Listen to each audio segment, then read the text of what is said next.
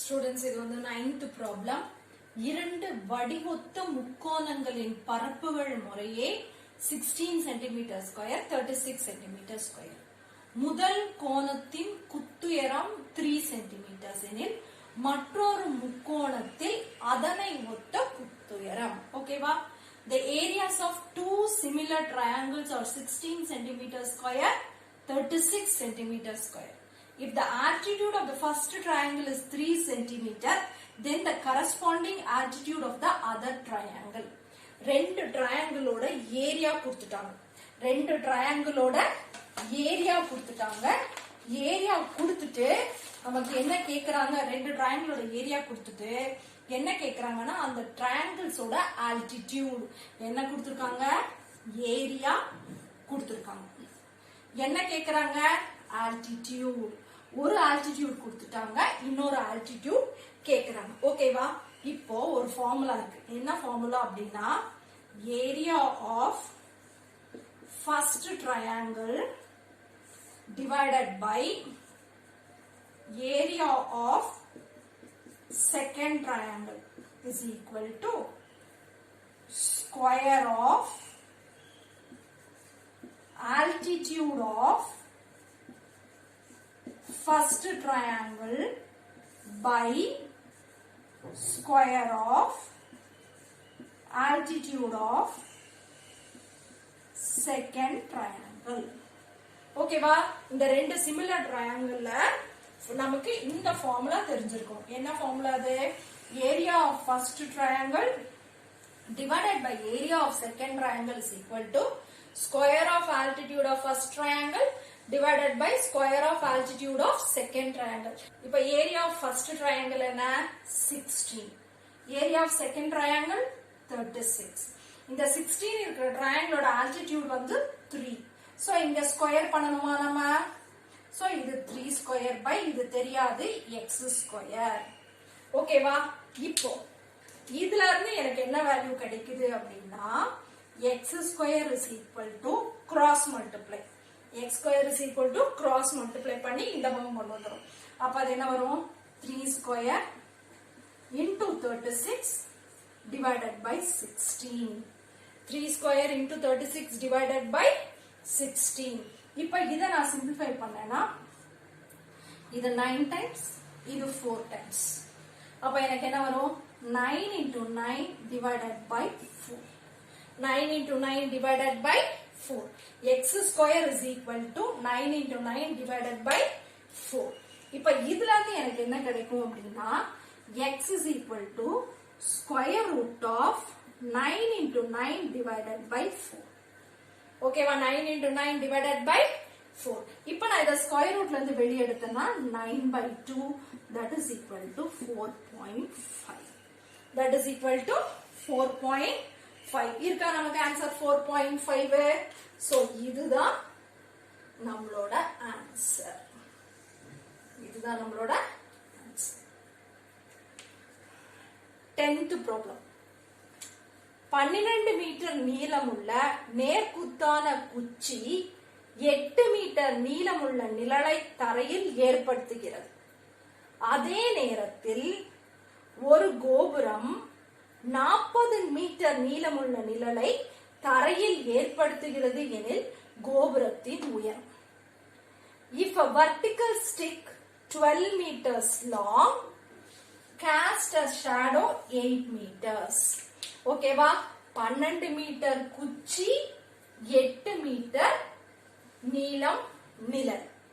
12 meters long stick 8 meters shadow. ஓகேவா? அப்ப 40 meters long shadow வருது அப்படின்னா நமக்கு அதோட லென்த் எவ்வளோ? ஓகேவா?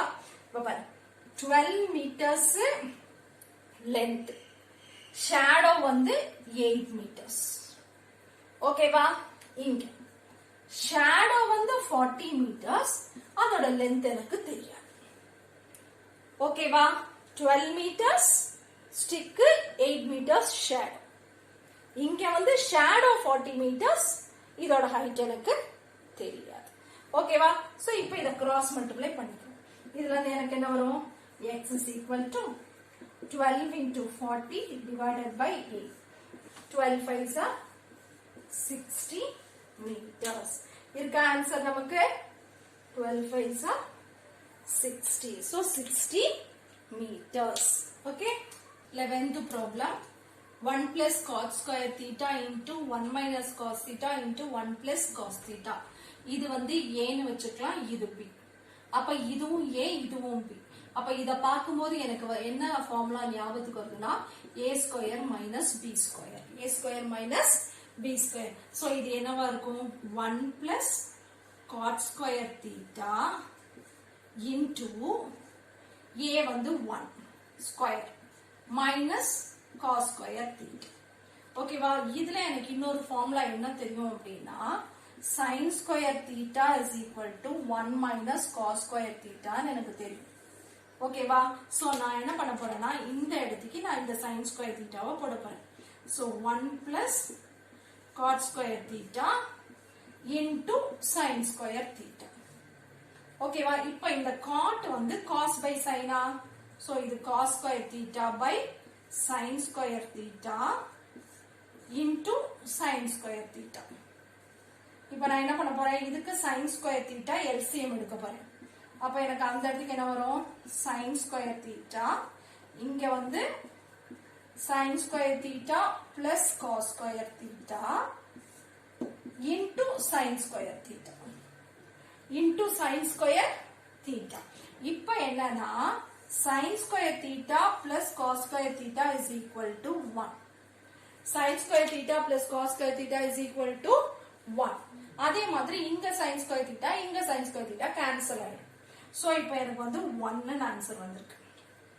இந்த 1 வந்து எதுக்கு ஈக்குவல்னா எனக்கு ஒரு ஃபார்முலா தெரியும்.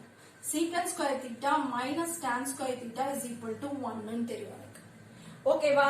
சோ இப்போ இந்த ஆன்சர் வந்து ஓகே.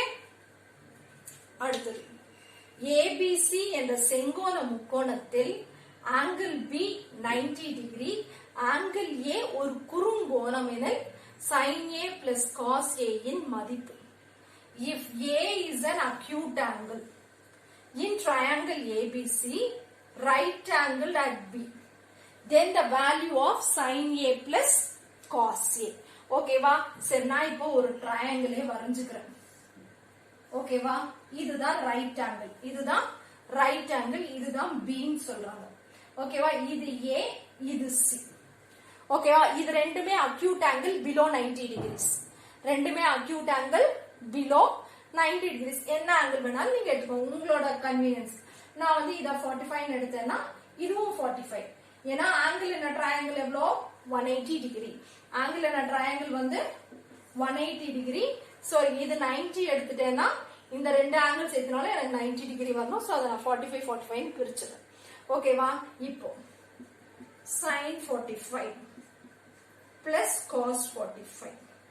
sin 45 என்ன? 1 by root 2. cos 45 என்ன? 1 by root 2. This is equal to 2 by root 2. So இதோட வேல்யூ என்ன? root 2 into root 2 by root 2. root 2 நான் கேன்சல் பண்ணிட்டேன்னா root 2 ஓட value 1.732, which is greater than 1. ஓகேவா? சோ நீங்க வந்து எந்த ஆங்கிள் வேணாலும் எடுத்து போட்டு வெரிஃபை பண்ணி ஆன்சர் கொண்டு வரணும். that is said to be as greater than 1.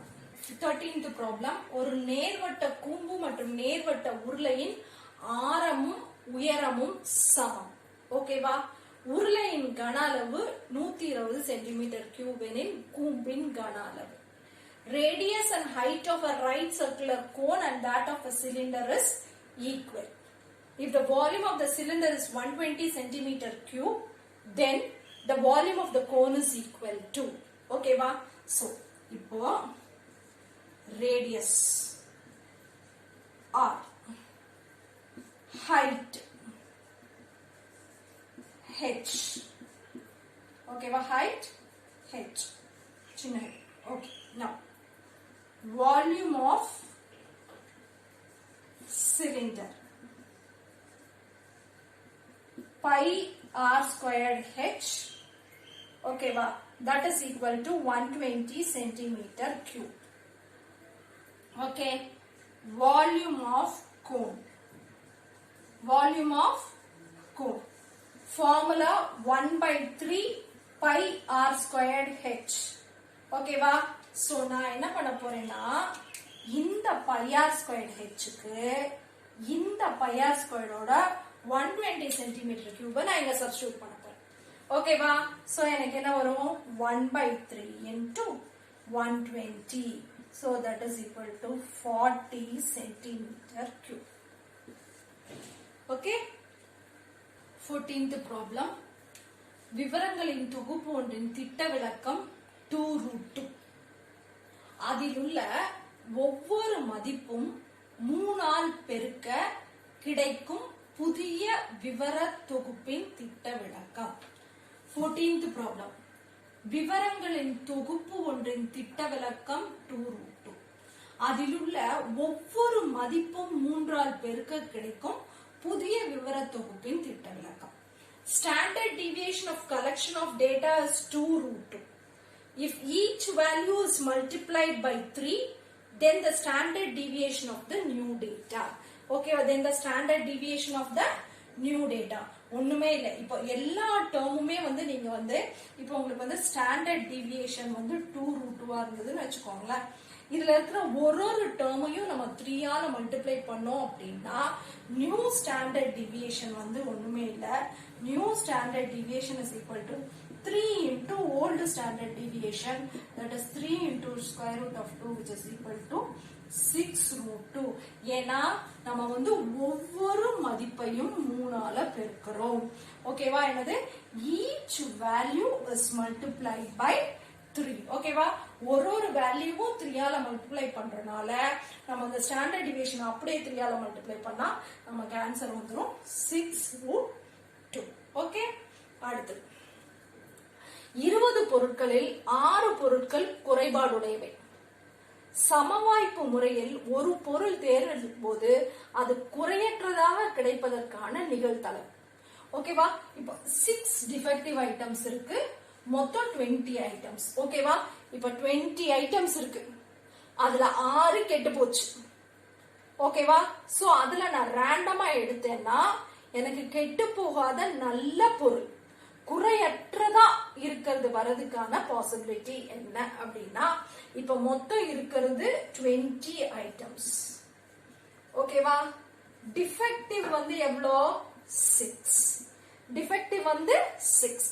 அப்ப நான் டிஃபெக்டிவ் எனக்கு எவ்வளவா இருக்கும்? நான் டிஃபெக்டிவ் வந்து 20 minus 6 14. 20 minus 6 14. அப்போ probability of getting non-defective item. Probability of getting non-defective item is equal to number of non-defective items. Number of non-defective items by total number of items. Total number of items. Number of non-defective items divided by total number of items. So இது எனக்கு என்னவா இருக்கும்? 14/20. So இதை எனக்கு simplify பண்ணா 7/10. ஓகேவா? So இதுதான் answer. Okay.